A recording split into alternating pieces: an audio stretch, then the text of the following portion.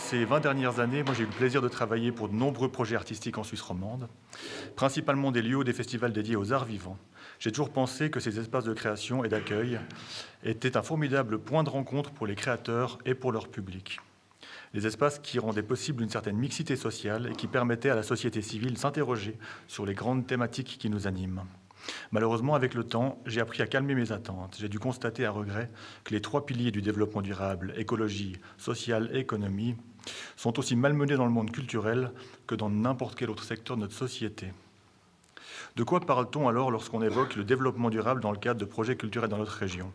Ce qui m'intéresse aujourd'hui, ce n'est pas de savoir si les milieux culturels participent à l'effort collectif en termes de développement durable en introduisant par exemple des gobelets réutilisables à la fête de la musique, petit clin d'œil à son coordinateur que j'ai vu tout à l'heure, mais plutôt la manière dont le développement durable s'inscrit dans le contenu proposé par les artistes et la manière dont leur message est transmis ensuite par les lieux de production.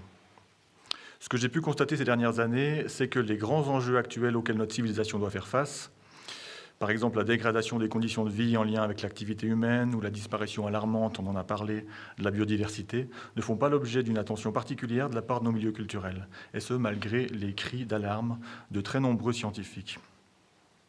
En préparant cette présentation sur la culture et le développement durable, un élément me revenait constamment à l'esprit, la notion de cadre déterminé et fini dans lequel nous devons désormais évoluer. Petit clin d'œil à M. Thévaux. Je vais peut-être parler un peu de décroissance, j'espère que je ne vais pas faire peur à Mme Benamou. Je m'explique. Contrairement à ce que l'être humain a toujours pensé, notre environnement n'est pas infini. Ce n'est que depuis quelques années que nous prenons conscience avec inquiétude que notre planète est minuscule, que ses ressources naturelles sont limitées et que l'équilibre des forces nécessaires à la présence de la vie sur Terre est fragile. Aujourd'hui, à moins de coloniser d'autres planètes pour poursuivre notre expansion, nous devons accepter ce cadre qui nous est imposé. Si l'on veut véritablement parler de développement durable, nous devons inventer un mode de vie qui nous permettra de bénéficier des bienfaits que nous offre notre environnement tout en conservant et soignant les ressources de la planète pour les générations futures et pour le vivant en général. Le problème, c'est que nous n'avons pas été programmés pour ça. Depuis ces premiers pas sur Terre, l'homme a toujours détruit son environnement proche et la vie qui l'entoure. Nos ancêtres n'agissaient pas différemment. C'est un mythe de penser que l'homme a longtemps vécu en symbiose, en harmonie avec la nature, et que ce n'est que depuis la révolution industrielle qu'il détruit tout ce qui l'entoure. La différence, c'est qu'avant, les dégâts causés par l'humain étaient vite absorbés par la nature. Depuis 2 siècles, nous avons simplement accéléré le processus. Aujourd'hui, nous sommes si nombreux et dotés d'une technologie si puissante que nos activités ont un impact significatif sur l'écosystème terrestre. Nous vivons depuis le début des années 80 dans un système capitaliste globalisé, de plus en plus débridé et décomplexé, qui fonctionne à l'opposé de toute idée de développement durable. Il m'est impossible de concevoir un développement durable dans un monde où chaque action a pour moteur le profit individuel. Pour sauver la planète, nous devons donc sortir de ce capitalisme, construire une société où le développement de l'économie redevient un outil au service de tous et non un but ultime, où la coopération l'emporte sur la compétition, où le bien commun passe avant le profit individuel, où les ressources de notre planète ne sont plus une marchandise à consommer coûte que coûte.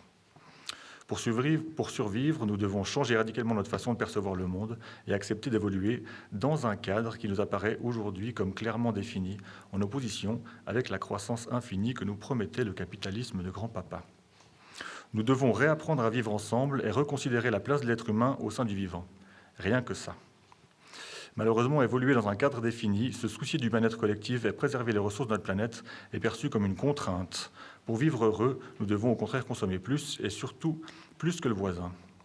Mais quel rapport avec nos structures culturelles fribourgeoises, me direz-vous ? J'y viens.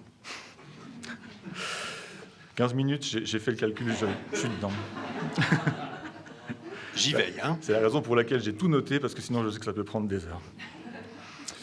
J'ai toujours pensé que la culture devait être cet espace de respiration qui nous permet de voir le monde autrement, qui peut alimenter nos réflexions et sortir du cadre imposé par nos modes de vie. Qu'en termes de développement durable, la culture ne devait pas se contenter de trier ses déchets, mais plutôt nous donner des pistes pour changer notre manière de consommer.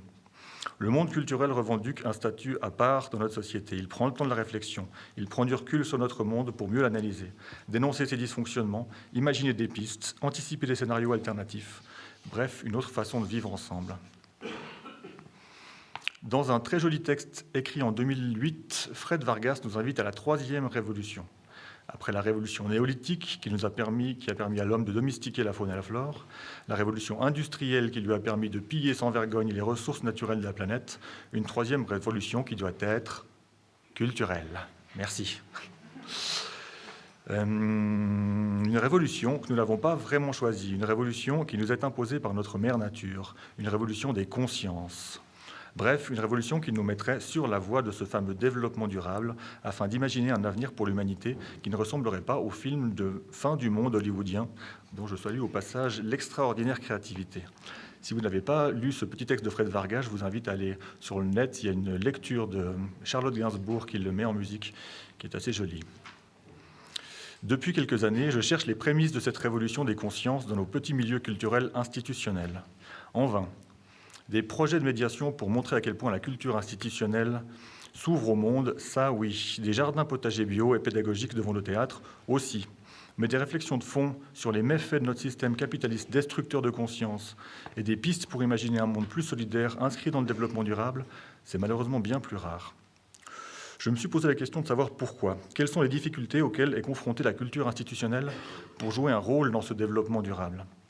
La réponse me semble très simple. Le secteur culturel, comme tous les autres secteurs de notre société, obéit aux règles du système capitaliste en place. Il est inscrit dans une logique de croissance. Il doit lutter pour sa propre survie avant de pouvoir s'inquiéter du bien-être collectif, alors qu'il devrait montrer la voie, amener un souffle nouveau et des pistes de réflexion. Il s'embourbe dans les contradictions.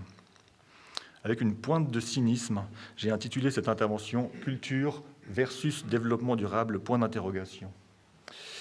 Je ne vais pas le dire en allemand, je ne saurais pas le faire. Je reconnais évidemment que les inestimables trésors que cette fameuse culture m'a offerts au cours de mes nombreuses années à ses côtés. Je ne suis pas un ingrat. Mais en ce qui concerne les trois piliers du développement durable, social, écologie, économie, je pense qu'on peut mieux faire. Notre microcosme culturel parle de justice sociale, mais il rechigne à mettre en place une couverture sociale responsable pour ses créateurs. Il y a quelques années, petit exemple, lors d'un contrôle AVS au Nouveau Monde, je pointais du doigt quelques dizaines de milliers de francs de cachets payés pour des musiciens suisses, sur lesquels aucune cotisation sociale n'avait été prélevée. Je demandais au contrôleur AVS quelle était la procédure pour régulariser cette situation. Devant la complexité de la situation, il me répondait simplement « Ne vous en occupez pas, vous n'êtes pas considéré comme étant l'employeur ». Et oui, et c'est comme ça que de très nombreux créateurs se trouvent dans la misère une fois arrivés à l'âge de la retraite. Notre culture parle d'inclusion sociale, mais elle cloisonne son maigre public dans des lieux dédiés. Les bourgeois à l'opéra, les bobos dans les salles de danse contemporaines, les ados dans les salles de musique actuelles, les universitaires dans les musées et tout le reste au Paléo ou devant son petit écran. Pour ceux qui n'ont pas les moyens, devant leur petit écran pour découvrir la nouvelle star. Je force un peu le trait, mais ça me permet d'accentuer le côté dramatique de la chose. Notre culture définit des politiques culturelles responsables, mais une compagnie de danse ou de théâtre qui ne produit pas une nouvelle création chaque année a peu de chances de conserver le soutien financier des collectivités. Inutile de préciser que des tonnes de décors finissent chaque année dans les poubelles. Notre culture se désintéresse de la frénésie économique qui pourrit notre monde, mais elle n'existerait pas sans l'argent des lobbies, entreprises, fondations privées, actives dans la pharmaceutique, dans les banques, les assurances, le tabac, l'alcool ou encore les jeux d'argent. Bref, tous ceux qui doivent redorer leur blason.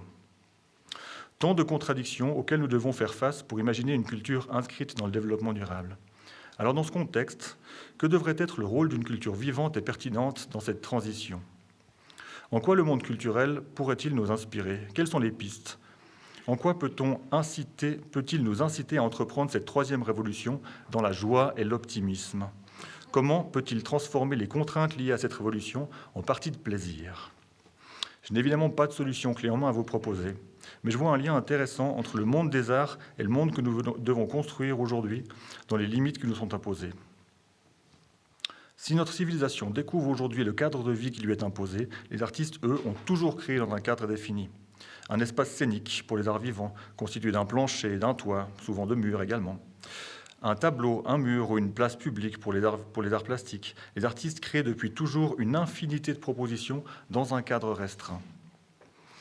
Alessandro Baricco illustre très bien ce phénomène dans le texte Novecento pianiste, qui a été créé pour le théâtre. Son personnage Novecento est né et a toujours vécu sur un paquebot qui fait la traversée de l'Atlantique. Il n'en est jamais descendu. Sur ce paquebot, il joue du piano, magnifiquement bien. Lorsqu'on lui demande pourquoi il ne quitte pas ce paquebot pour aller découvrir le vaste monde, il répond qu'il le découvre, le monde, par petites tranches de 2000 passagers à la fois. Et il retranscrit ensuite une infinité d'émotions et d'histoires vécues sur son piano, sur son clavier fini, constitué de 88 touches, et pas une de plus. Il peut raconter toutes les histoires du monde. Je trouve cette image inspirante pour imaginer avec optimisme l'évolution de notre civilisation dans un univers fini. Les artistes ont besoin d'infrastructures, d'instruments, d'outils pour créer, comme nous avons besoin de ressources pour vivre. Mais si le comédien brûle les planches, au sens premier du terme, pour se chauffer, et si le peintre utilise le toile de ses tableaux pour s'habiller, s'il consomme l'ensemble des matériaux nécessaires à la création pour améliorer leur quotidien, il n'y a plus de production possible et plus d'histoire à raconter. C'est précisément ce que nous faisons aujourd'hui avec les ressources de notre planète. Si nous sommes réunis aujourd'hui ici pour imaginer l'avenir de la culture à Fribourg horizon 2030, c'était pas une question, nous sommes réunis ici pour imaginer l'avenir de la culture à Fribourg horizon 2030, comme si la culture était un malade à qui nous devons prescrire un traitement pour le maintenir en vie. Alors que si cette culture était en bonne santé, pertinente, alerte, c'est elle qui nous donnerait les pistes pour imaginer notre avenir, l'avenir de notre civilisation et celle du vivant en général à l'horizon 2030 et bien au-delà. Voilà ce que serait pour moi une culture inscrite dans une démarche de développement durable. Merci de votre attention.